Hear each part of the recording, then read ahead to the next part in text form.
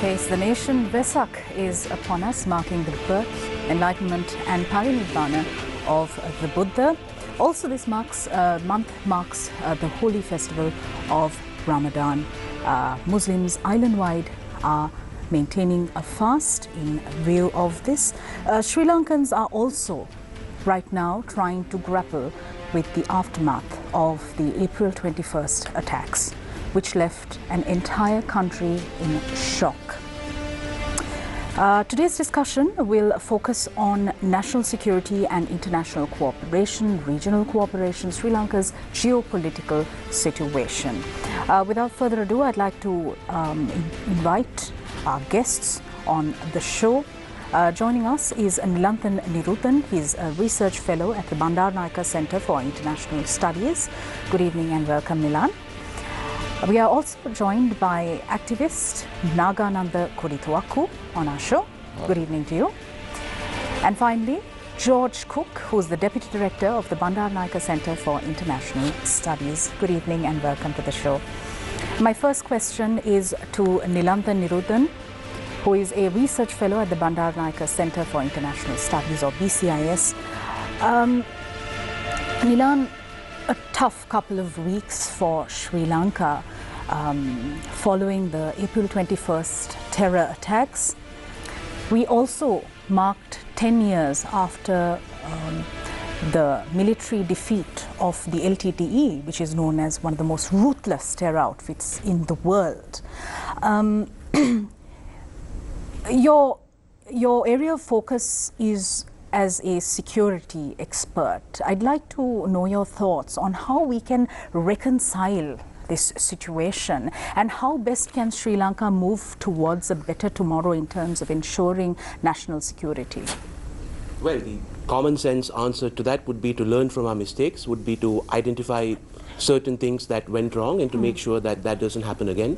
For example, we would have to address the gulf between the political community and the intelligence community, but we've already taken steps to rectify that. Another thing that we could do is have perhaps a better understanding of how transnational insurgent groups now work. ISIS, to a certain extent, developed a new model which was created by Al-Qaeda, but ISIS seems to have perfected it. And it's a model where when they lose geopolitical and geographic space in the Middle East, because their powerhouse centers were Raqqa and Mosul, and Raqqa and Mosul have now fell. So you will now start seeing them move towards other parts of the world in terms of recruiting people, in terms of sort of orchestrating attacks through local franchises. So if I was to use a crude capitalist franchise analogy, ISIS would be sort of McDonald's. And you now have franchises all over the world that simply take up the name, the brand name of ISIS, and they start using it for their own purposes. And to a certain extent, they get training and some kind of outside help from the home base as well. So in terms of us understanding the nature of terrorism itself, this has proven to be a challenge because we've been so used to thinking of terrorism in terms of a separatist group with a fixed political agenda that we as Sri Lankans can respond to. Right. But the message of ISIS is not a message that we can respond to in terms of a clear-cut demand in Sri Lankan politics. So we are dealing with a transnational actor who has a number of different enemies, and we are now on that list. Nilan, terrorism has now evolved to becoming a borderless crime, and terrorists are now very tech-savvy. Is Sri Lanka geared enough to deal with this emerging threat? Well, firstly, there's a challenge that every country faces. Every country has faced, most countries in the developing world certainly have faced this problem where they find that transnational terror outfits are often capable of hiring quite sophisticated agents when it comes to cyber attacks and things like that. So there's always room for improvement.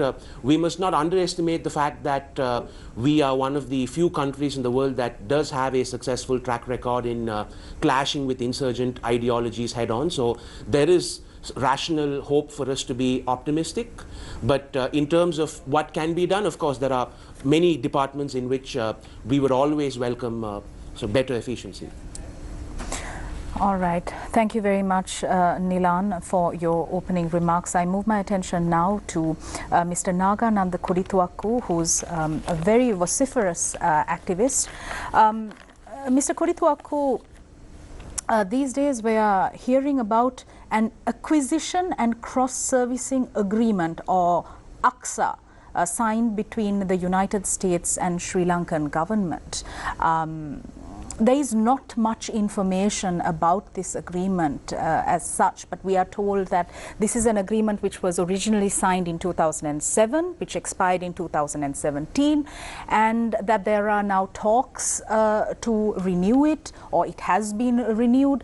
The information that is being received is not very clear. You seem to have an opinion on this. Yes. This issue about this particular agreement is very serious. As you said, most of the concerned citizens, they are unaware of the content of this agreement. It was initially signed between the government of Sri Lanka and the UN, UK, US. That is British US that time Ambassador Robert Blake. And Gotabaya Rajapaksa, that time the Defense Secretary, on 5th of March 2007. And there's a provision in this agreement that in the last chapter for renewal once in 10 years. There's a provision for renewal in it. But in this agreement, this was the very first creation of a similar agreement between the two nations, US and Sri Lanka. But there is not much, there's a serious, covenants in this particular agreement. Whereas it provides certain waivers to the US, for example, customs tax waivers and all that. But there is not, you don't find any threat to national security. This is the particular agreement signed between the two nations. What happened thereafter? That is the most interesting part of it. I'm sure most of the citizens in this country is absolutely clueless about later on what happened thereafter. The government of the USA, they wanted to have more power. That is, compared to the previous one signed by the Gotabaya Rajapaksa, the latest one is really, really serious. It contained very serious clauses where the government of Sri Lanka compromises its territorial integrity and the sovereignty in the people. Can you back your claims? Yes. What's the question? You want to know if you can back your claims? Can you Yeah, back definitely. these I have the claims that you're document with making? me. I have the document with me, which was sent to the government of Sri Lanka on 28th of August 2018. And in this particular agreement, I highlighted the particular areas. The government of Sri Lanka, I will read it out, for the third clause, it says, recognizes the particular importance of the disciplinary control of the U.S. armed forces authorities over U.S. personnel, and therefore authorizes the government of United States to exercise criminal jurisdiction over U.S. personnel. This is very, very serious. And it further goes on to state, and they are allowed to use their own vehicles in this country, and their weapons in this country, and the Department of Defense in the United States, and to give with no restriction whatsoever, with no customs inspection, import their machinery and their whatever their weaponry. This is extremely serious, and also granted to the United States the have freedom of movement and access to use mutually agreed transportation, and allowed to operate its own telecommunication system. This is very, very dangerous development. When this document was sent to the commander of army, calling his observation, because it contains something, the provisions are very serious. It in fact is almost compromise the territorial integrity and the sovereignty in the people of this country. And this is the document. This is the document furnished by the Commander Army in response to this agreement. And in this document, the Commander Army very clearly states, it is observed that some of the critical proposals of the instrument could severely affect the sovereignty and territorial integrity of the government of Sri Lanka, undermining the national security. And it's running into 6 pages. Mr. Counterterrorism, you take full responsibility for what you're saying right now. Because we are not in possession of the documents from which you're reading. That is why I came out. I wanted to come out with all this information for the concerned citizens. They should know what is happening in this country, because it's very sad. The people occupy public office today in all 3 organs: the legislature, the executive, and the judiciary. All 3 organs. They do not respect the sovereignty in the people. That is the problem. I want to tell you in detail and what the army commander says in this agreement, about this proposed agreement. And he says, it is suggested that to authorize the government of the United States to exercise criminal jurisdiction of the personnel while performing duties in the territory of Sri Lanka. It is essential to conduct proper inspection. He proposed. He critically analyzed this document and says that it would in fact violate the sovereignty in the people, and he concludes, this may lead to uprising. This may lead to uprising. And this document is dated on 25th of October 2018. And in response to both these documents, the Attorney General made his observation. Because the defense services, the Army, Navy, Air Force, I have won their confidence.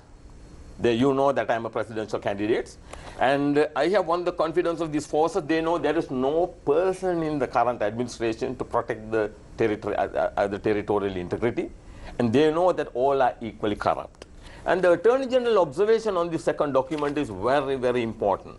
Dated on 1st of November 2018, the Attorney General very clearly states, it is observed that some of the covenants violate the inalienable laws, applicable laws in the government of Sri Lanka, including Article 3 of the Constitution. What is the Article 3? Article 3 of the Constitution provides, it states, the sovereignty in the Republic in the people of Sri Lanka, which include the legislative power, the executive power, and the judicial power. So he identifies the second agreement proposed by the United States directly violates the Constitution. It is very sad, despite the fact all these observation has been furnished to the government of Sri Lanka, Republic of Sri Lanka, they continue to proceed with this action. In fact, they furnished the same document to the army commander twice, seeking his approval. So Thank you very much, Mr. Counterterrorism, for your opening remarks. Once again, we urge all our guests to take full responsibility for the statements they make. We as a network will not be taking responsibility for the remarks, the observations made by any of our guests on our shows. In the first round, my final question is to George Cook, Deputy Director of BCIS, also a former diplomat. George, given the geopolitical realities and Sri Lanka's relationship with the United States of America vis-a-vis its relationship with India and China, two regional superpowers, how does, in your opinion, the future look like? Because to me, it seems like a bit of a tug-of-war situation. In your opinion, how are we going to fare well as a country whilst ensuring regional cooperation and our cooperation and a good relationship with other countries? We talk a lot about our strategical importance in terms of where we lie in the world. And this is where it is important, it is to our benefit, but it also has a lot of issues that go with it. You've got to deal with both sides of the scenario. It's not just importance in terms of its strategic value, which can be used for our geopolitical continuation. But of course, we also have to overcome the challenges. And one of the challenges that you brought up is how we work with, reach out to, deal with countries such as the United States, India, and China. Something I've mentioned before when I've been on the show as well is Sri Lanka as a country. We are not in a position to take sides when it comes to very strategic issues that are being taken up in the world, given our size. We have to be very mindful of the fact that when we look at our country from another perspective of those countries, are we a peripheral state? Are we a strategic state? For a long time, we were considered peripheral, especially from the United States of America's perspective. Okay. Maybe that is changing, and that is also owing to our growing relationship with a country like China. And this is something we've got to take note of. The country wants development, the country is moving forward, but there are other implications that also come on board in terms of the development of a relationship. And this is not only a problem that Sri Lanka is facing, but this is a problem that countries around the world are facing. Countries which are small, countries which belong to the global south. We've got to overcome this challenge of wanting to move ahead. We are a part of the international community. We want to contribute. Right. We want to engage in commerce. We want investment. We want development. Everybody wants that. But the game is getting extremely tough out there. And this is where we've got to be very mindful of understanding basic realities. Our neighborhood does not change. We have to realize who lies around us. What interests are of those countries, how South Asia figures out issues, how South Asia fits into the international arena, how countries today are emerging on the international scene in terms of being able to provide investment opportunities. You know, we're living in an era in which we used to talk about this during the Cold War especially, where we looked at the East and the West as two particular areas. We would talk about tangible support coming from the West and intangible support coming from the East, moral support. This is changing. We're seeing this transition now. A lot of tangible support is coming from the East, from countries like China, countries like Japan, Korea. So many of these countries are surging ahead, and they have the potential to go out there, to invest, to support other economies, and it is certainly to our benefit at that point. But we cannot at that point forget the fact that countries in the West have not run their courses yet. They still have much steam left. And these countries, whatever said and done, the United States of America is the global leader. And that has to be acknowledged. Thank you very much, George, for your opening remarks. I open the floor for questions from our journalists. We're joined by Deshan Gunawala and Shehan Ranatunga. Shehan, let's start off with you. Gentlemen, if I could just start off with Mr. Nilanjan. First of all, what do you think, it's a broad question, but how has the incidence of, say, 21st of April, how has that changed how Sri Lanka is viewed in the eyes of the US, China, India, and so on? Have it become more important, or is it the same as it was before? The impacts of that. In the bigger picture, I wouldn't say things have changed a lot. Perhaps in terms of public awareness, let's say in the United States, I remember reading an article just a week ago, and the article itself started with, just last week, only a few Americans would have spotted Sri Lanka on a map. Whereas now a lot of Americans who read the news, particularly who were active at that time, let's say about a month ago, they would have heard of us. But in terms of any priority or value that we would bring, not really. I mean, for let's say, security scholars like myself, it of course opens up a new line of thinking. It opens up a lot of new data that could be interpreted to study global security trends and things like that.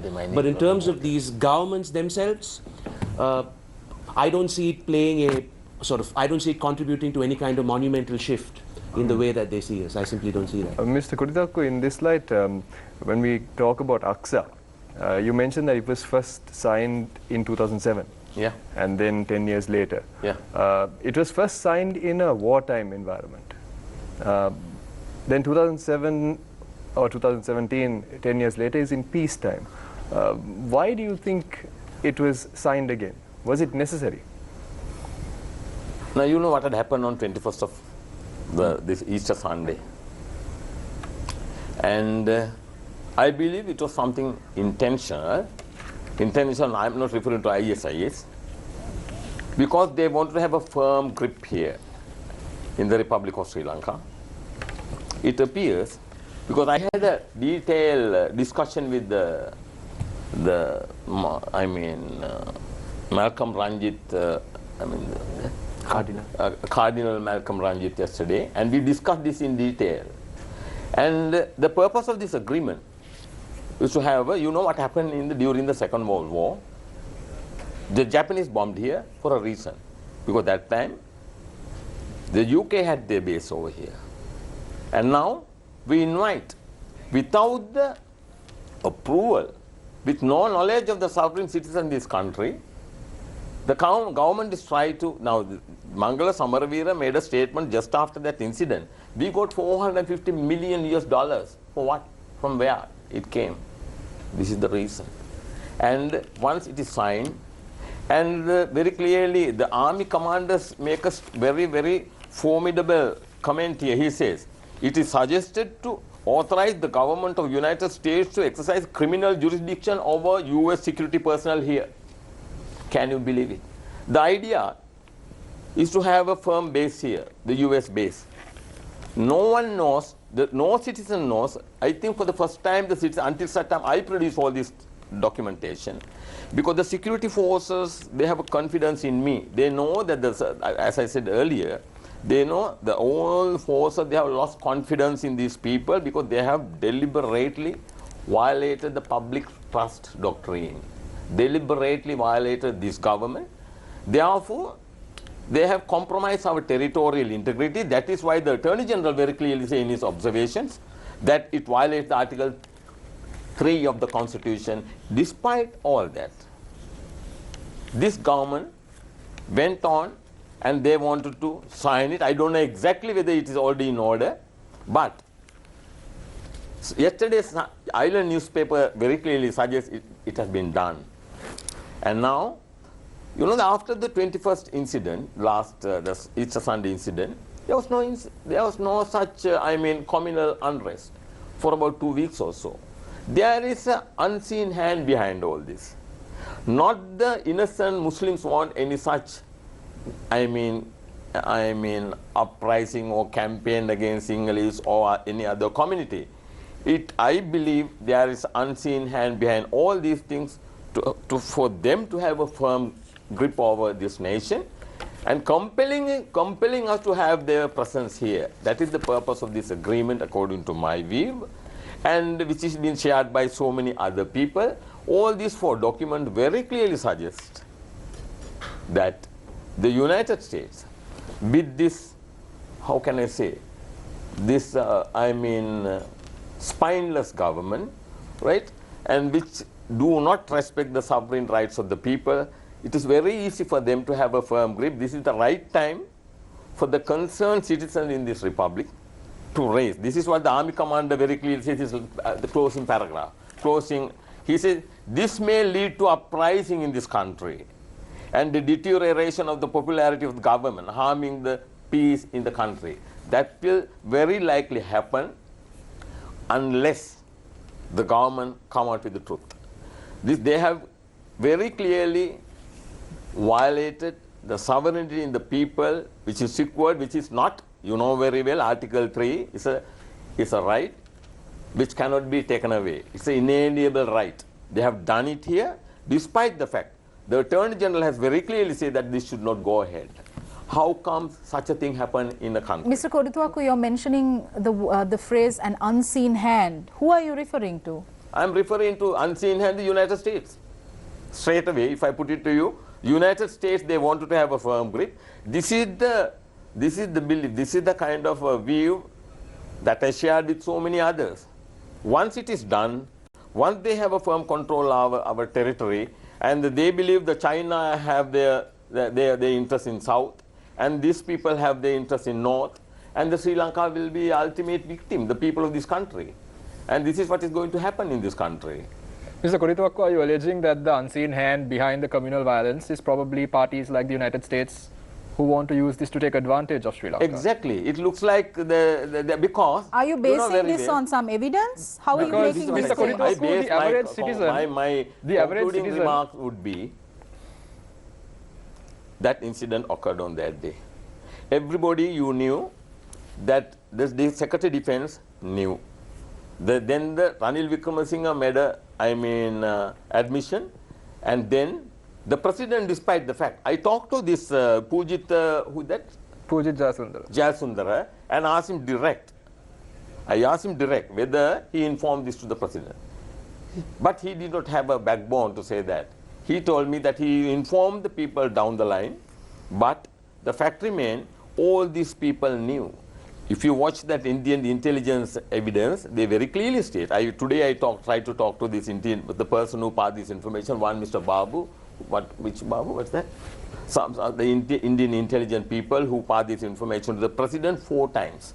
I tried to contact him today because these people knew all these things. But the defense secretary finally said, we never expected a kind of attack of this magnitude. That's what he said. So everybody knew. When this matter, in the interest of the people who Mr. died... Kodithuakku, I understand there has been severe negligence on the part of the authorities, and that is something that is common knowledge in Sri Lanka right now. But what I want to know is how you're connecting this invisible hand that is the United States and the negligence of the government officials here. Because if the invisible hand was working and there was still information being passed, at the end of it, it's negligence, isn't it? How are you connecting these two? No, this intelligence came from the India, not from the United States. No, but how are you connecting these two? Like, what's the correlation? Ask this question from Mangala Samaravira. Ask him to explain who he said, just after this incident, fortunately we got $450 million US in this country. Who offered that money? He referred to a company. Why such money was given here?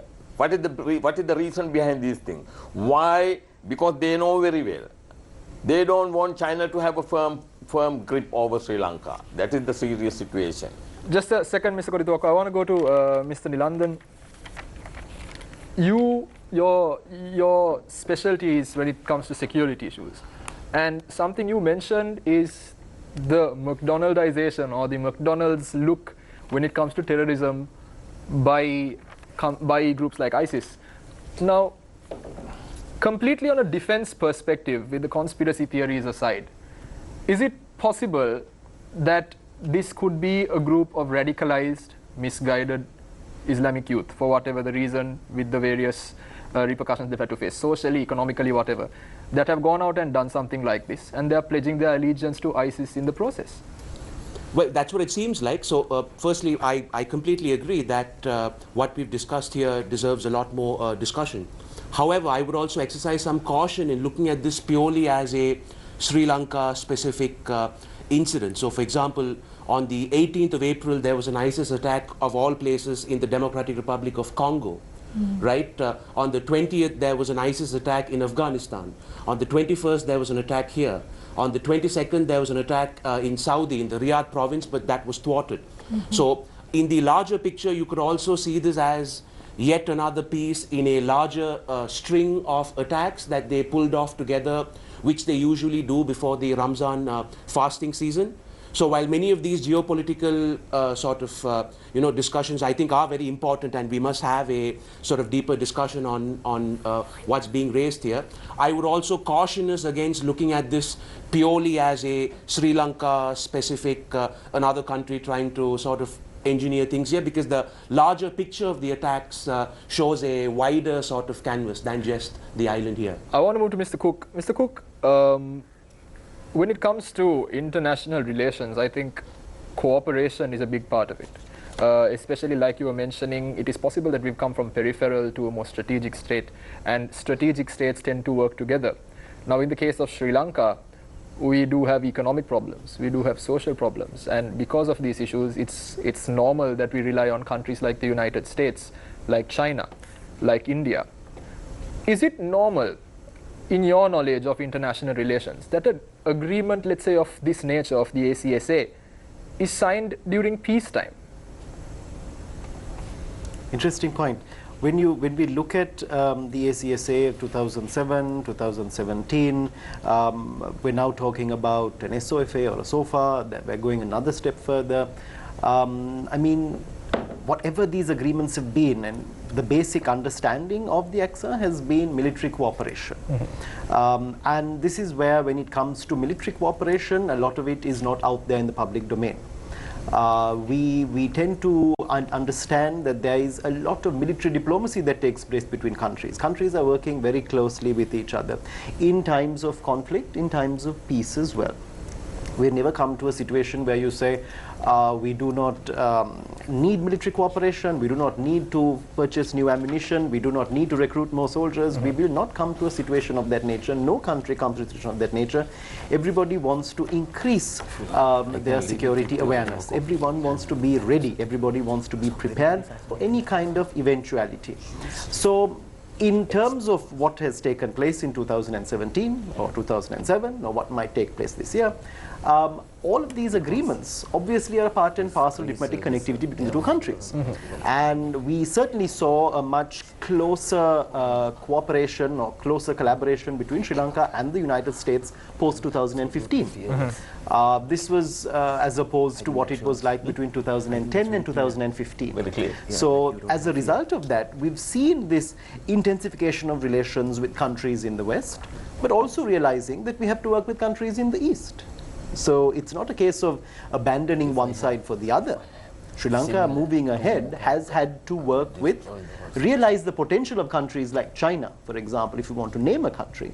And I mean, if we go back to 2015, we talked about a stopping of the port city, a stopping of the Lotus Tower, etc. But we continued with those projects thereafter. You know, global dynamics are such that investment is coming from a certain country. Everybody is accepting that. I understand the line you're taking, but what I want to know is, Mr. Nagananda Kodituaku made some valid points, and something he emphasized was that these are some of the things that are happening are dangerous. In such a context, what I want to know is it normal, through your years of study and your experience, that let's say military cooperation expands or increases by this much 10 years after, or 10 years after a war is finished or a war has been ended? It can happen. I'm not privy to the details of the agreement. I've not seen the agreement. But of course, what it also goes to show is that, let's take a country like Singapore. I mean, just last year, Singapore made a massive purchase of new aircraft for their Air Force. Now, who is Singapore expecting to have attacking them anytime soon? What is their concern at the moment in that particular region? ASEAN has become a region which has gone from the Balkans of the East to a region focused very much on prosperity, economy, development. That's what they're focusing on. So there may be, I mean, there are repercussions. There are a lot, geopolitics of South Asia especially. I mean, this is a region that was being looked at for decades now. Whether it was during the Cold War, whether it was with regard to non-alignment, whether it was with regard to what we saw in terms, if you go back to the 50s, in terms of the Southeast Asia Treaty Organization. We tried to push that also onto our region. So certainly our region, our country, has been very much involved in lots of these areas. So us actually going into signing an agreement is not something out of the ordinary. We're looking at enhancing cooperation. Right. Sri Lanka is working very closely, or could work much more closely, with groupings like the Shanghai Cooperation Organization. Now, that is seen as a military alliance by some. So the same question could be raised about further cooperation with them. Shahan? Mr. Cook, the US might argue that they have entered AXA agreements with many other countries. In fact, something along the lines of more than 85. In response to the allegations raised by people like Mr. Kodituaku, they might say, so what, we do this and there's no harm to anybody. What would you say to that? I mean, is there some grounds on which they can stand when they say this? As the military leader in the world, the other countries would also want to work with them and would try to cooperate with them that much closer. But at the same time, you've got to read between the lines also. You've got to understand that in 2007, it became important for Sri Lanka to sign such an agreement with the United States. It became important to renew the agreement. This is global dynamics. This is how things are unfolding in the world, and we've got to accept reality. Sri Lanka, as I said earlier, is moving. We are not peripheral anymore. We certainly have to realize that from an American perspective, we are becoming strategic. Let's take a simple example. 2016, President Trump is elected. We have the Vice President of America speaking to our President. Now, if we go back a few more years, it was something that happened between the Secretary of State and our President. That itself is an upping of the momentum. John Kerry was in Sri Lanka shortly after 2015, after the government changed, etc. We have had much more cooperation with the United States in a plethora of areas. This is one of them.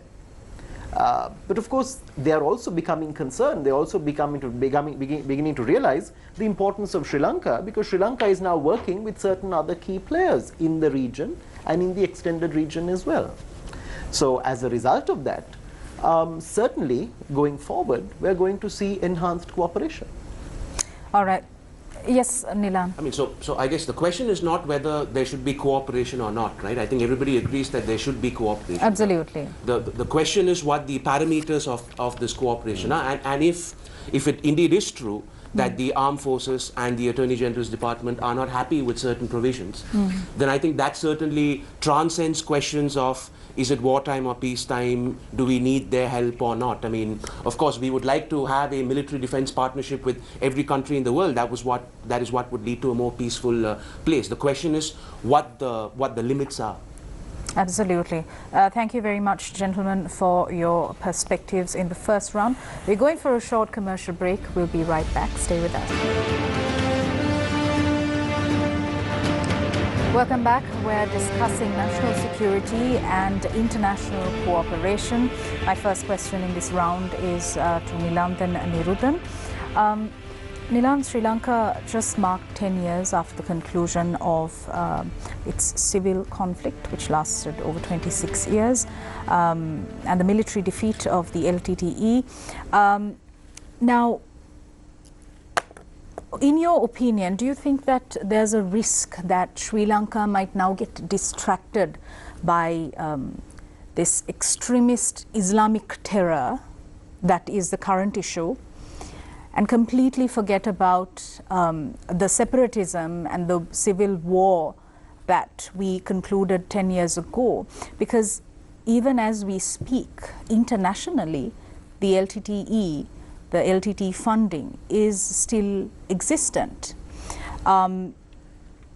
So do you think that there's a risk that, since governments oftentimes tend to be one-tracked, that there's a real risk that this whole separatism that we left behind can once again come back stronger? So once again, prioritization of security threats is sometimes more of an art than a science, unfortunately. Okay. So this is something that once again everybody struggles with. I would say that it would make sense for us to tackle the present issue that we have, right, because in terms of sympathizers of separatism, it is true that that network is alive in many parts of the world. But in terms of posing a tangible physical threat to our security, right, once again I would say that the scale, the balancing act that we have to play here would sort of suggest that we focus on the sort of recent ideological antagonists that we have, because this story is far from over, right? And while this doesn't suggest that we should just forget about the LTT, while this doesn't suggest that we should just forget about sympathizers of separatist groups, I would certainly say that on a priority list, right, we would have this as #1 on the current agenda, yes. Also, Nilan, what's your opinion on the fact that the Sri Lankan government needs to be more savvy in marketing itself better in terms of the aftermath of the current crisis, because we faced communal conflicts a few weeks ago, which were terrible, and international media once again went crazy over it. But there was no proper confidence in the people. There's no proper one single government voice which can calm the people, which can go to the international media and say that things are under control. equally also, if we take the 10 years after the conclusion of the civil conflict in Sri Lanka, across the world, we see the bad PR, we see the negativity. Why? Because transitional justice was never properly done. Because truth, justice, reparation, non-recurrence, the 4 elements of transitional justice never properly took place. What's your take on that? Well, I have my own thoughts on transitional justice that we won't go into at the moment. But in terms of, let's say, the government having a proper spokesperson, yes, I agree that perhaps there was an absence of people with a certain level of credibility, with a certain level of clarity.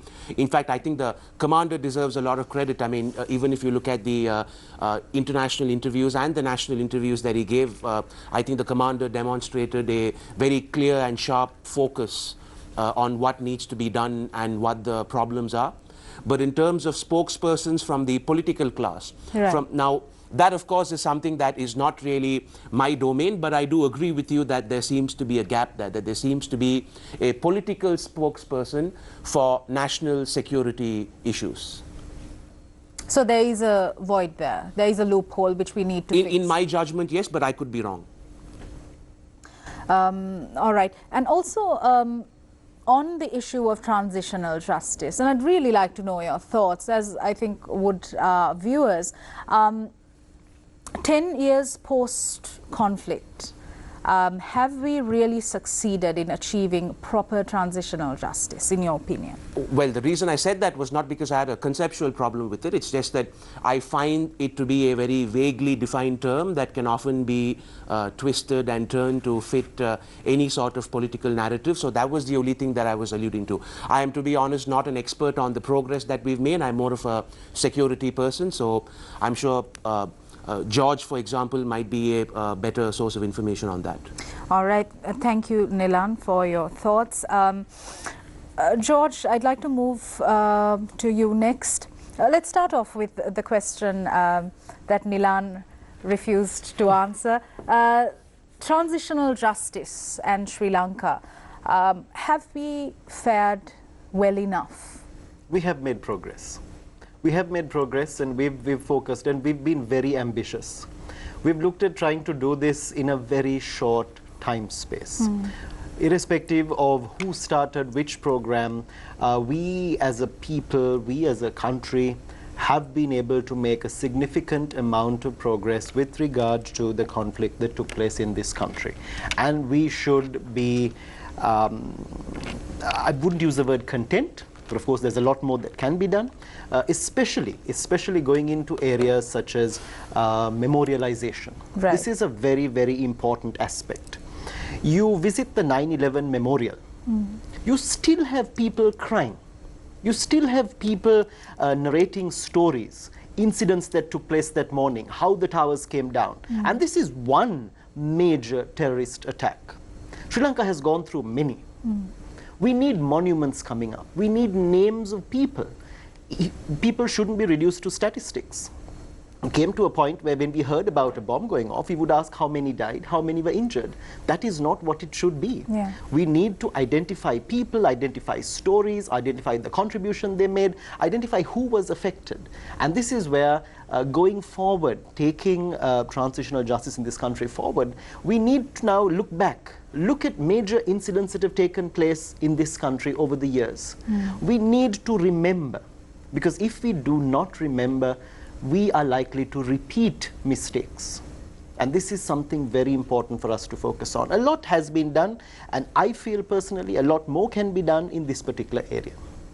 How important is it, George, in your opinion, for our parliamentarians to know this concept of transitional justice?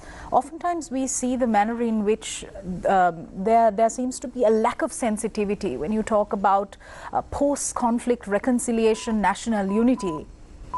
Parliamentarians tend to be almost clueless about this concept. How important is it for them to be sensitized towards this? absolutely necessary, not just for them, but all of society. People need to begin to realize that also we need to realize the time span involved. When you look at a process of reconciliation, trying to do it in a 4-year, 5-year period is extremely ambitious, as I said before. You look at other countries, other scenarios around the world. We're talking a lot about America. America dropped the nuclear bombs on Hiroshima and Nagasaki. Japan is America's best friend in Asia. Now, what happened there?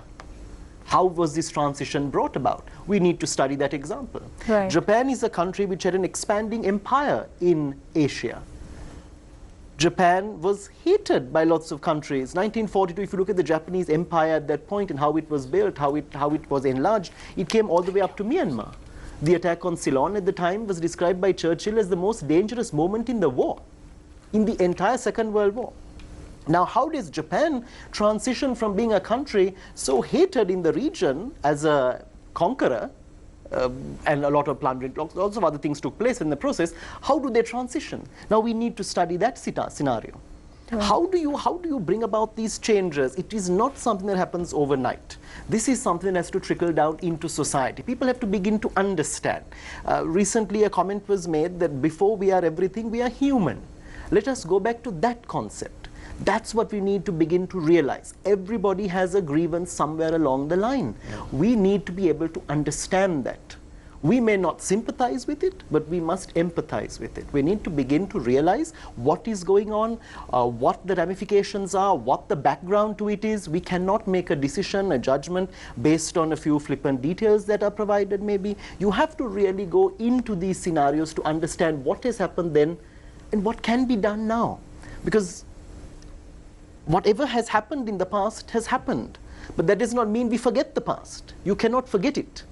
Because lots of times when we forget it, we repeat it. And lots of people going down the line, succeeding children, are not aware of what happened in this country. They need to be sensitized to what happened. You've got to be mindful that coming generations need to know that there were various developments that took place before independence, during independence, after independence. People have to be sensitized. That has to be done. So you mentioned one group of people. I feel it should reach out to much more, certainly to them, but also to everybody in the country. Thank you very much, George, for those very thought-provoking remarks.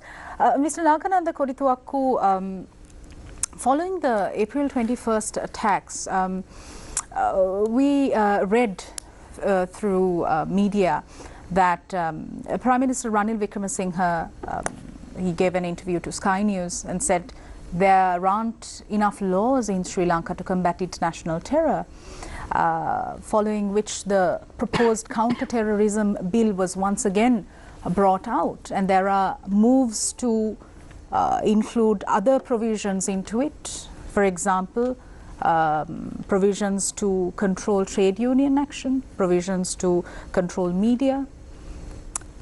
What are your thoughts on this counterterrorism bill, which is now trying to be passed in Parliament? I should say they got everything wrong from the beginning. And ultimately, the innocent citizens had to suffer. If they had taken the right decision at the right time, nothing would have happened. And the people, now they face with emergency laws, and few days, then the curfew, and the total, I mean, blackout, what do you mean, this social media completely denied, and it was shut down. And few weeks, if you check the school attendance, some schools, the total number of students attended, 30, 40. Ananda College, I stopped my car outside and asked, 30 students. The last few weeks, I checked the Bandaranayaka, the Sri Rima Bandaranayaka, 30, 40 students. Who should take responsibility? Having failed completely, now they are trying to introduce laws, because that's their own failure, to stop uprising, stop people from talking. Because they want people to believe what they say, but people have no confidence at all in these politicians. You raised the question about the integrity, about the parliamentarians. In my opinion, we have 225 people utterly corrupt and hopeless. So in this scenario, the people now, absolutely they have no confidence in the system, and they're looking for alternative. Whereas these people, they look for other options to curtail and stop people from taking, them for task. This is the problem in this country. For example, just see, after that incident occurred on 21st, the matter was taken up in the Supreme Court. You know that.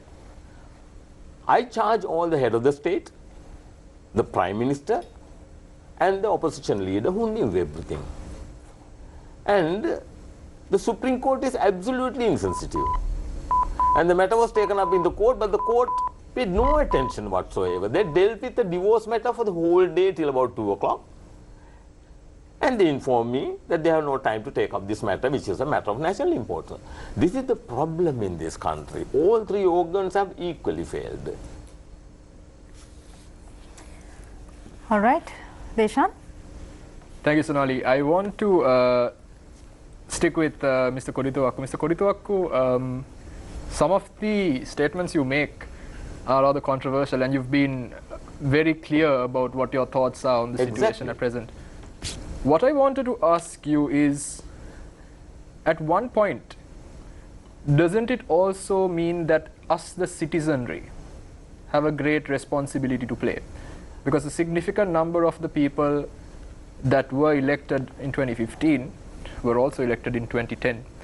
So a lot of these problems are compounded. Don't you think so? I absolutely agree with you. Our citizens, they don't know their democratic rights. They don't know about the sovereignty in this country is in them. That is why I can recollect when Ravi Karunanayake, when he resigned from the office of the finance minister, I saw the staff come and worship the fellow. Can you believe it? In a democracy. Because people, they're clueless about their rights.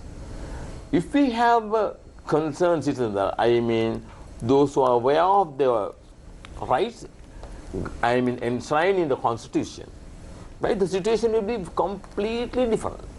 In a situation, in a country of, for example, in the United Kingdom, I remember that the G8 summit, they wanted to have it, I remember that time the people, uprising of the people. How the BBC and the Metropolitan Police behave is very important. And they never interfered with the rights of the citizens. And I can recollect one Tomlinson or somebody died. The police did not intentionally, on batting charge, but some other, he was paid undisclosed amount of compensation by the UK government. Whereas here, nobody cares about the citizens and their rights. So because the people themselves, these people who rule this country for so long, they are well aware. Our people are not, educated, they are not aware of their democratic rights. That is the problem that I face it. If I have familiar characters like me, few more, we can do wonders in this country. I told this gentleman about it. Mr. Cook, I want to move it to you, and I want to take it to a bit more of a technical side of things. Now, institutions play a big part, especially in the wake of what happened, in the wake of things like the ACSA agreement that is now causing a bit of uproar.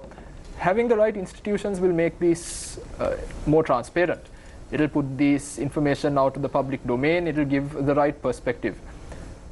Is Sri Lanka, do you see Sri Lanka following a model or taking the right input from the international community, actually developing these institutions? Because this is an important part of your bilateral relations as much as it is to have the right military cooperation.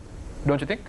Absolutely. We are cooperating on a plethora of areas, as I said earlier. Military happens to be one, as you repeated. Now, what we begin to see happening here is the establishment of various commissions that have taken place, giving these bodies a higher degree of independence, allowing them to function in a more independent manner, etc. That all has implications going into the future. Because once we get used to these establishments, we're going to want them to be in place. And that is what we've seen happening over the years. We've have an institution being introduced, that institution becomes entrenched in the system, people start responding to that institution, and at that point, we do not want to dispense with it. So certainly going into the future, we're going to see more reliance on a lot of these bodies that have been appointed. It may be based on an institution in another country, it may not be. But generally, by and large, we've got to understand that it has to be indigenous. It has to come from the people. We have certain traits, certain norms, certain traditions, certain practices, the good ones at least, that I'm focusing on here. How do we talk about this? How do we implement this? How do we take this forward? That is what is important. So whether it is an example that we have learned from outside or something that is homegrown within, either way, give it some time, it's going to become entrenched in society, and people are going to keep turning to it. Mr. Nilandan, this is the very reason that we saw a breakdown in the communication or the breakdown in the flow of communication pre-April 21st. Because the institutions didn't function as they were supposed to, or well, the individuals holding offices in these institutions didn't function as well as they were supposed to. What do you think, or do you think, that we can copy or look into a different model, or use the international network as an opportunity or a means through which we can develop these things? Because now a problem has happened. We have a situation on our hands, and it's more along the lines of what actions can we take to prevent this from happening again? Yes, I mean, and once again, I would just like to keep going back to my old point of us not being unique in that regard, right? So after 9/11, for example, the United States revamped its entire intelligence architecture to make sure that something like this doesn't happen. After 26/11 in Mumbai, India revamped its security architecture. In the early 2000s, Israel had to revamp its security architecture after the Tel Aviv bombings. So it's not really a new thing for a country to find itself having to change a lot of systems and to adapt when something like this happens. And yes, there are many models that we can look at all over the world for sort of potential implementation here. However, we must do so with an understanding that our local context and our local situation is quite different. So for example, we could import something from, let's say, the experience of some South American country in dealing with counterinsurgency, but are they as dependent on tourism as us? Do they have the same geopolitical landscape as us? So when we import models from other parts of the world, whether it's for positive purposes or for negative purposes, it's important for us to always have in mind that we have our own landscape here, and whatever model we import has to be tailored to meet that requirement. One of the questions that are consistently raised is about the fact that with Hambantota, the port being handed over to China, with potentially an agreement to have the airport, the Trincomalee area, the oil tanks, and then the airport to be given out to, let's say, the States and then India. These have raised concerns on security in itself, and whether, like mentioned earlier in this discussion, whether it will lead to another geopolitical problem, and whether we'll be caught up or entrenched in it. Now, do you think that we at the moment have the right institutions and have the right processes in place to ensure that if this does develop into a worst case scenario, that we are still able to manage the situation here? Absolutely. I mean, at least from a security perspective, let's not forget that once again, we are in a very unique position in the sense that we actually have an infrastructure and architecture that has been successful in defeating an insurgent ideology, which is not something that most other countries around the world can even approach to claiming, right? So there we have a proper advantage. Politically, of course, I would not be the best commentator for that. Politically, there are obviously, I think everybody knows that there are lots of lapses that need to be filled. If we look at the larger power rivalries that we see, so you mentioned China, for example. Now, that is again a constant struggle that just marches on along with the beat of time, if you know what I mean. China is not going anywhere, India is not going anywhere, we are not going anywhere. So these are just concerns, and these as the India-China rivalry sort of takes different twists and turns, we will be the unwilling spectators of that. We might have consequences that we need to face, but ultimately it's just a natural progression of these things. Mr. Korithuwakku, you just a few minutes ago re-emphasized the fact that you are going to put yourself up for candidacy for the presidential election. Correct. China, India, the United States, these are now big players in the global sphere. Yeah. And you spoke of how the United States is using an invisible hand to manipulate certain affairs here. Under your tenure, potential opportunity for you to have a tenure, who would you rely on? And do you not think that it is to a certain degree at least essential that we need to maintain bilateral relations or multilateral relations with these kind of countries if we are to get the resources we need to grow or to fulfill our potential? I agree with you, provided you do not compromise with your territorial integrity and the people's sovereignty, whereas what they have done. They are completely, this is what the Attorney General say in his recommendation on this particular document. He said this amounts to clear violation of the sovereign rights of the people. So therefore what I say, in fact, I have proposed a new constitution for the people. It is already in a nutshell form, it is already released. And on this particular issue about the foreign policy, I call upon the people, their opinion. More than 90% of the people say no, we should not fall in line with any of these countries. I always ask for their opinion. That depends on the people's view. I don't think that we should align with any particular country. Any particular country. We can have relationship with all three countries, but we have to have our independence. Mr. Counterterrorism, but if you are going to necessarily base your policy or your long-term foreign policy on, let's say, the people, there comes the problem that, don't forget that your electoral process is a quasi market between the stakeholders who you retail your policies to and then the voter base. So the thing is, the voter bases need changes consistently. So for example, if you were to come out and say, I'm going to give everyone a free house, everybody would say yes. So the same way, this changes altogether. But don't you think there needs to be a strategic long-term plan in terms of how we handle our bilateral relations, as opposed to necessarily saying, you know, right now this is not good for us? As much as, let's say, countries like America want to take advantage of certain things here, do we not need to extract value from it ourselves? Now take, for example, a country like Switzerland. Okay. What kind of a policy they adopt? Switzerland is very different to Sri Lanka. They are fall in line with any particular country. Switzerland they have a good economy, they have good social net. We don't have the money to do that. We are dependent. Now only you read the most important question. We have everything in this country except the statesmen. We don't have the financial backing. We don't have the financial power. Take it from me. Compared to Israel, we have resources 8 times than that country, right? Do we have the resources to take advantage of those resources? Do we have the ability to extract value from those resources? Yes, we have everything. You can have an estate of coconut trees, but if you don't have the resources to actually extract value from it, it's just trees. Let me complete my answer. Group of scientists talked to me from Australia, our Sri Lankan scientists. We have adequate, so they said, forget about our foreign debt, 60 billion US. We have so much of resource in this country, right, which has been wasted. And we simply export raw products. Okay. And they said we can use the nanotechnology and produce the real, and the value increase 1,000 times sometimes. And they said, forget about the foreign debts. What are these industries? Within a matter of 5 years, as the Auditor General, the Gamini Vijay Singh rightly say, the complexion of the game can be completely changed. Mr. Counterterrorism, if I can come back to AXA quickly, how is it, was this document presented in Parliament?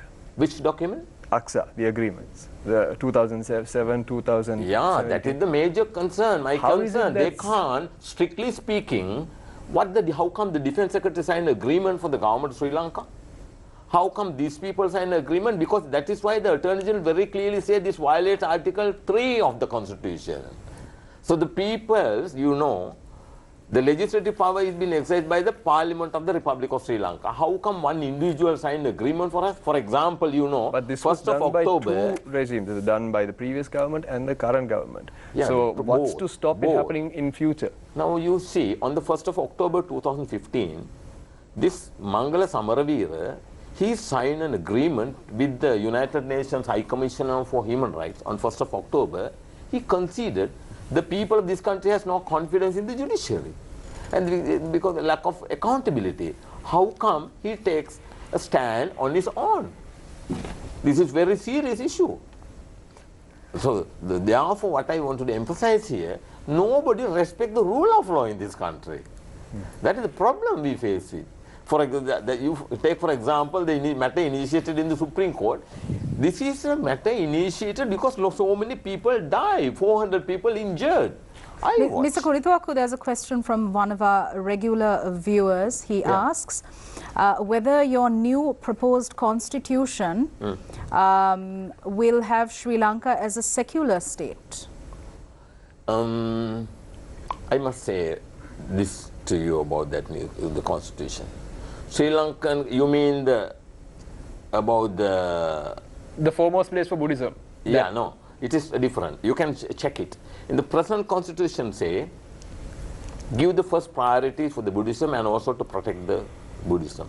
Whereas in the new constitution state, Sri Lanka will be a nation governed by the Republic of Sri Lanka is expected under the new constitution to respect the 10, what do you call this, Dasa Raja Dhamma. Right, Dasa Raja Dhamma. And also recognize it is a country, you know, in this country, I must say this also to you. We say that 70-odd people are Buddhist. You know that. But what is the percentage of people who really follow Dhamma? Tell me, what is the percentage of people who follow Dhamma? Yeah. On the basis of that argument, I can tell you not every Tamil person follows Hinduism and not every Muslim person follows Islam. This is very serious issue. Whereas I am not concerned about the other religion. But I say Buddhist philosophy is not a religion. It is a way of life. Right? The new constitution, it recognizes the rights of every citizen in this country. As does the present constitution. So in brief, your proposed constitution will not have Sri Lanka as a secular state. Yes. Right. Okay, thank you very much. Mr. George Cook, I'd like to come to you. We spoke about the importance of fostering and enhancing cooperation as a country for mutual benefit. Now, with regard to these two agreements with the United States of America government, the Acquisition and Cross-Servicing Agreement, or ACSA, and Status of Forces Agreement, SOFA. We've heard a lot about these two agreements, but it's all hearsay. No one has a copy of these two agreements. So what we find is that there's a lot of fear-mongering among the people, and politicians use this to increase the fear-mongering. So one of the few allegations is that the agreements impinge on the sovereignty and the territorial integrity of the country. Now, my question to you is, given the fact that the Sri Lankan government, the present Sri Lankan government, has committed itself to ensuring the right to information of the people through the RTI Act, as well as enshrining constitutionally the right to information by way of the 19th Amendment to the Constitution, how important is it for the government of Sri Lanka to come forward and say, look, these are the main salient points of these two agreements. Don't worry, because we have this under control, and no, the sovereignty and the territorial integrity of the country will not be affected. How important is it? Very. And precisely the very point that you made, the exact document is not going to be made public. Minutes of discussions are not going to be made public. The discussion itself is not going to be aired live on television. And we've got to understand, within a system of governance, you've got to, there's a process of implementation of agreements between countries, arriving at negotiated settlements of agreements, etc. Salient points can be raised. That has to be communicated to people. Greater awareness has to be made amongst the amongst society of our relevance from a foreign policy perspective. And we're coming to a very interesting point there, Sonali, where many times we are not a country, although an island, have been isolated, marooned, lost somewhere in the Indian Ocean, drifting away. This country has been very, very much involved in international relations in the global context, not even merely in a regional context. We have punched well above our weight.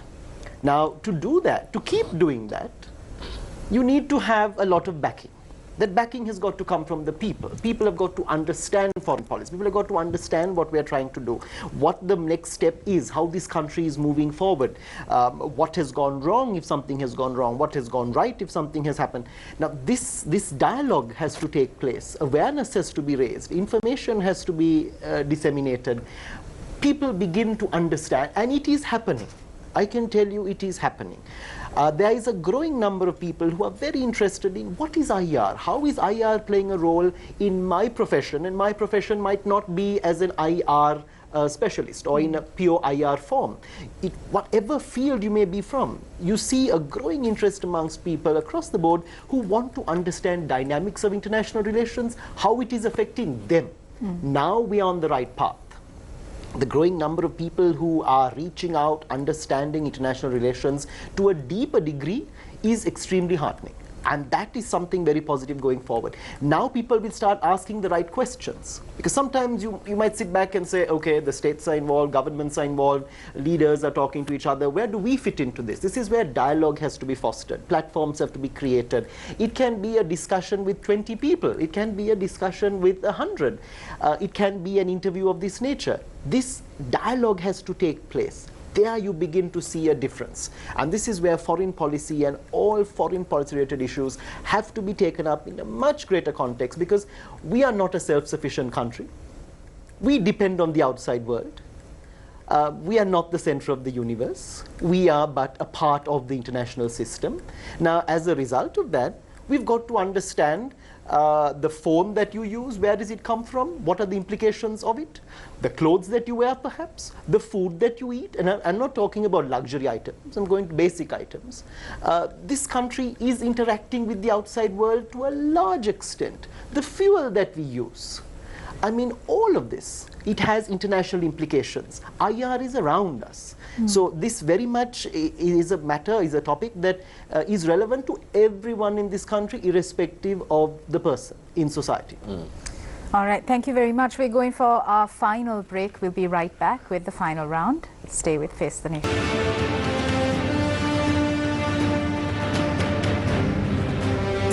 Welcome back to Face the Nation. We're on our final round. Mr. Nagananda Kodituaku, you've been a vociferous activist, much to your own detriment. Any regrets? No, not at all. What do you mean? Any regrets in this journey that you've chosen to because take? this is, if you expect any return for the action that you take, then you're not in the right mood. You have to commit yourself for a cause, expecting no return. So your cause you may find difficulties, but man like me, who is committed to do something for public good, it is absolutely immaterial. I do not expect any return. So next year you'll be facing the presidential election, Definitely. Is that right? I may return to UK by the first week of next month to make sure that I may renunciate my British citizenship, but I will not do that until the last minute. You have a lot of enemies, Mr. Kodituaku. What? You have a lot of enemies. Yeah, does that I have does that enemies in scare all you? over the legislature, executive, judiciary, everybody don't, because when the system is corrupt, it happens. So how, in your opinion, how do you propose to rectify this corrupt system? That is Very briefly, we have about 2 minutes. To rectify the system is to educate the people about their democratic rights. We should educate them that you should not rely on this 225 plus 1, the executive president. They are absolutely corrupt. I am maybe the only one.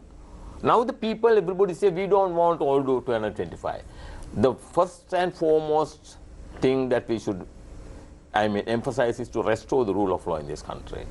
Without the rule of law, there is no point talking about anything. What concrete measures need to be utilized to restore the rule of law, as you put it? Yeah, that's the first and foremost. That is why this new constitution is proposed. In that constitution, the judiciary is given power, right? Once the people, this particular document, this new constitution is proposed, and it will be adopted by the people, not by the legislature. Once it is adopted by the people, it will become the supreme law of the country. All judges in the Court of Appeal and the Supreme Court will We go saw home. the manner in which a new third Republican constitution was proposed, and there was so much talk about it, so many consultations. There was a public representations committee which went all across the country, but still to no avail.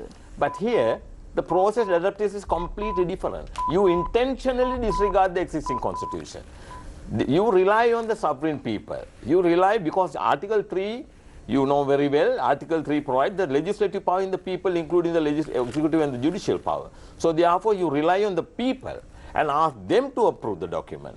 Once they approve the document, it becomes the supreme law of the country. When the president, when he is elected to office, once he ratify the document, it becomes the supreme law. 78 constitution will be, abolished with that, and then the parliament also will abrogate it, and the judiciary also, the Court of Appeal and the Supreme Court judges will go home, because the people have lost confidence. Because I conducted a survey and asked the people whether you have a confidence in the justice system. Nobody has a confidence. What was the survey, Mr. Kodituaku? Oh, I regularly conduct surveys use the social media, and the people have no confidence in the justice system. This has to be rectified. You know that some people go to courts for cases for 20, 30 years. That has to be stopped. This new law, the Supreme Court only 6 months, Court of Appeal 6 months, High Court 1 year, and the District Court 1 year, and the Magistrate Court 6 months. Because the reason, if they don't do that, even now you say Article 126 subsection 5 provides Supreme Court that it should conclude a matter within a matter of 2 months. But there are cases over 10 years. How? Because there is no accountability. So here we introduce accountability process by the people themselves, and once it is done, it will be a complete change. So you're calling for a complete overhaul of the system as it exists? Exactly. That is what the people are asking for. The judiciary and under the new system, 225 will be reduced to probably about 60. I had number of discussions with the Election Commission and the Director General of Delimitation Commission, and probably the number of MPs may be reduced to 60.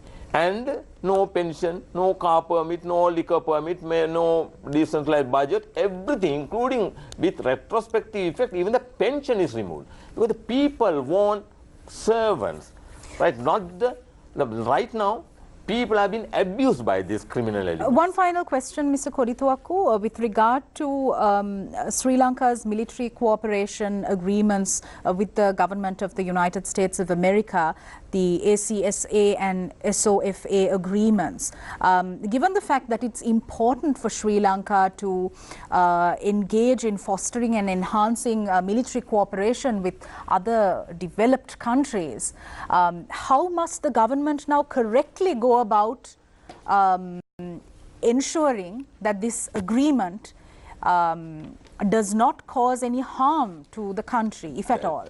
That's a very important question that you raised. That is the agreement signed by Gotabaya Rajapaksa in 2007, it doesn't cause much problem. Whereas the latest agreement proposed by this government, it absolutely betrayed the nation. That is right, why but that information, that is your opinion? No, this is the opinion expressed by the Attorney General and the Commander-in-Chief of the Armed Forces, the Army Director. And this is, I'll tell you, the very word used by the Army Commander is that this may lead to uprising and the deterioration of the popularity of the government, harming the peace of the country. Whereas the Attorney General says that these covenants violates the applicable laws, including the Article 3 and 12. This is Article 3 and 12 of the Constitution. So, these things cannot be done by few individuals. Even the Gotabaya Rajapaksa, the agreement signed by him, is absolutely not valid. Why? The sovereignty is in the people. One individual cannot do that. Even this agreement, if they do it behind the curtain, that is very serious. That is why the Army Commander rightly say, this may cause, even to lead to uprising. Could happen. Right. So how must the government now go about correctly enforcing this agreement? That was my question. Yeah, they can, if they really wanted to renew the agreement, they can follow the same agreement signed by with the same covenant. Not with here. They say, what are the? So there needs to be more transparency. Exactly. Is now what here you're saying. You see in this new agreement, any criminal offense committed by these American armed forces, carrying their own weapons in their own uniform, it say our territorial, our jurisdiction does not apply. Only their own law apply. How come it happens? And you know, recently Hercules aircraft landed at the airport, Katunayaka. I checked with the customs. They are clueless about the cargo. How come it happens in an independent country, in the sovereign country? So these people, they intentionally, I don't know why they do that. So due process and procedure needs to be followed, is what you're saying in conclusion. There is no harm. If the agreement does not harm our territorial integrity and the sovereignty in the people, it's okay. Fantastic. Thank you very much, Mr. Nagananda Kodituaku, for your closing remarks. I move my attention now to Nilanthan Nirudan, Research Fellow at the Bandaranaike Centre for International Studies. Nilan, I'd like to ask you about this concept of understanding global terror. How do you go into the mind of a terrorist? If you are to understand terror, if you are to understand extremism, the experts, the government, the security forces, the intelligence arm, they need to know how terrorists think. Does Sri Lanka lack the necessary skills, the capacity, the capability, the training, the international cooperation to figure this out? Your opinion? So once again, from a security architecture perspective, I don't think there's a gap. What I think there's a shortage in is in terms of public awareness and perhaps political awareness, right? So if we look at extremism itself, I mean, if I could once again use a crude analogy, let's use a cancer analogy. Right? So stage one is when you have extremist opinions. You're not acting on it, you just have extremist thoughts in your head, right? Only a few people from stage one graduate to stage two. Stage two is when you become a sort of sympathizer of extremist groups that use violence to enforce these extremist views. Stage three is an even rarer stage where you become a part of a terrorist network. It could be as a map maker, as a recruiter, as a funder, as a propaganda person for them. It can be anything. And the final stage 4 of this cancer, which very few people graduate to, is when you're ready to put your life on the line for it. It can be as a suicide bomber or as a lone wolf or whatever it could be. So there's a proper chronology of extremism and indoctrination that we can build. And whenever we have suspects, whenever we deal with these things, it's important for us to understand where they fall in this chronology of indoctrination. Right? So in terms of just things that we need to be aware of, I wouldn't say that the security forces need to be aware of it, because to be fair to them, once again, in terms of their publications, their seminars, their conferences, they have been quite, even their training drills and things like that, they have been quite quick and ready to change with the times and update themselves. Okay. So, but it's in the civilian and political infrastructure that I would say we need a little more of a sophisticated understanding of global terrorism. As an academic who has studied the Sri Lankan scenario, the Indian scenario, the Asian scenario, what needs to be done more or better, or what needs to be eliminated for Sri Lanka to best ensure national security? Well, so from the public perspective, I would just say a little more public awareness. And by public awareness, I don't mean you start looking at people on the road suspiciously.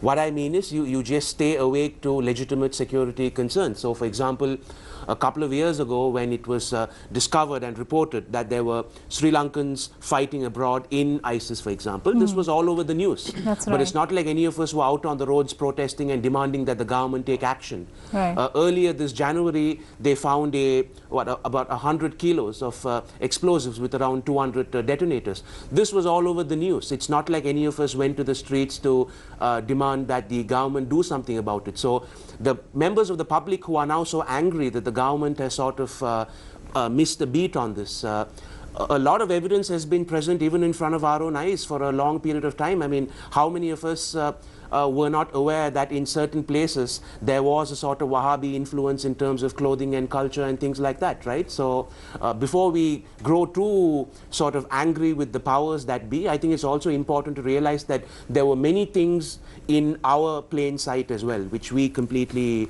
sort of were asleep to. So it's more of a, so in that sense, the public need to be a little more aware, but not in the sense of just starting to look at each other with suspicion. Thank you very much. Mr. George Cook, my final question is to you. The Sri Lankan government, how important is it for the government of Sri Lanka to present a united front, both domestically and internationally? Highly important, simply because looking from an international perspective. Domestically, people will begin to understand domestic ramifications, whatever is going on within the country. People understand that to some extent. You're not happy with it, but then certain things are reality and you've got to deal with it. But from an international perspective, it becomes very worrying.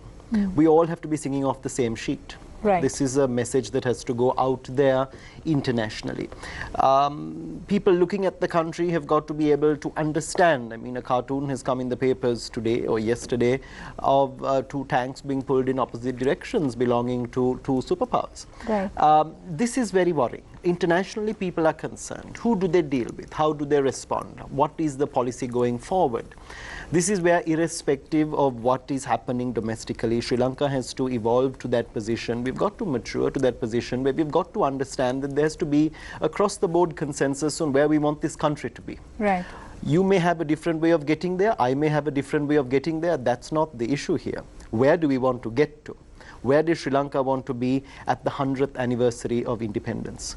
What is our long-term goal? What are our aspirations? What do we want to achieve in the next 10 years? I understand it's a democracy and there are changes that come about in terms of the leadership within the country. But we need to be aware, we need to come to some kind of consensus of what exactly it is that we want. You want the development? It comes with consequences. People have to realize that. You have to explain that to people. You want a highway, or you don't want a highway. You get a highway, you have a list of advantages. You also have a list of disadvantages. That should be out there in the public domain. People should begin to realize that. People should talk about that. We need to focus on where we want to get to. The country was held back due to the conflict that took place. We are striving, we're running, we're trying to sprint now to catch up with the other countries, let alone in the world, in the rest of our region, which are surging ahead. How much more do we need to do? A lot. And that's what we should be focused on. Going back to the original point of collective message going out there, it is very, very important. All right, thank you very much for your perspectives. And on that note, we wrap up tonight's edition of Face the Nation. I'd like to thank Deshan Gunawala and Shehan Ranatunga for pitching in with the questions. And our fantastic guests tonight, Nilantan Niruthan, Research Fellow, Bandar Naika Centre for International Studies, thank you very much. Mr. Nagananda Kodituaku, vociferous activist, thank you very much. And George Cook, Deputy Director, Bandar Naika Centre for International Studies, former diplomat. Fantastic having you on the show, as always. Thank you, gentlemen. That wraps up the program for tonight. Good night.